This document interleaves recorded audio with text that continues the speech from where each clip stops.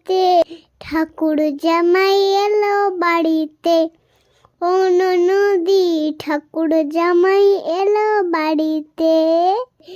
স্টেশনের বাবুর মতো মিষ্টি পান খেয়ে দেখেন তরে দেখছে কেমন ডেব ডেবিয়েছে।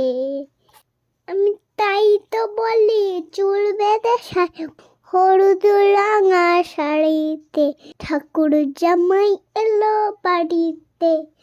ও ননদি ঠাকুর জামাই এলো বাড়িতে।